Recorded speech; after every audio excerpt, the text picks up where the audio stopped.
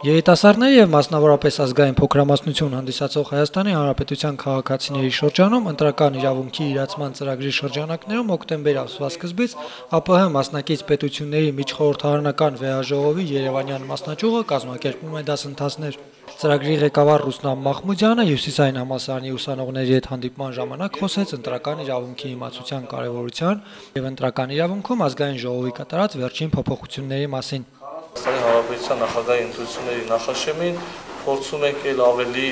բարձրացնել են հանրային իրազեկումը, մասնավորապես երիտասարդների շրջանում, որպեսզի իրենք կարողանան արդյունավետորեն ու անշեղորեն իրացնել իրենց ընտրական իրավունքը։ Այս կազմակերպությունը գտնում է, որ այս ընտրական իրավունքի իրացման վերաբերյալ տեղեկատվության տրամադրումը նպաստելու է նաև ժողովրդավարության զարգացմանը, ժողովրդավարության ամրապնդմանը։ Ռուստամ Մախմուդյանը նշում է, որ Թումանյանի տարածաշրջանի երիտասարդները նման դասընթացների հանդեպ մեծ հետաքրքրություն են դրսևորում։ Դրա համար էլ մոտ ապագայում նրանց հետ կրկին հանդիպումներ կկազմակերպվեն։ Թե Ստեփանավանում եւ թե Ալավերդիում մեր երիտասարդները չափից ավելի եւ ակտիվ են եւ հետաքրքրացել եւ զայս ասեմ, որ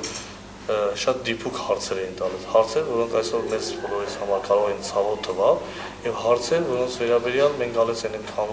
ենք այն համոզման, որ մեր երիտասարդներն են փորձում հետամուտ լինել իրենց ընտրական իրավունքն անշեղորեն ապահովելու համար։ Նման միջոցառումները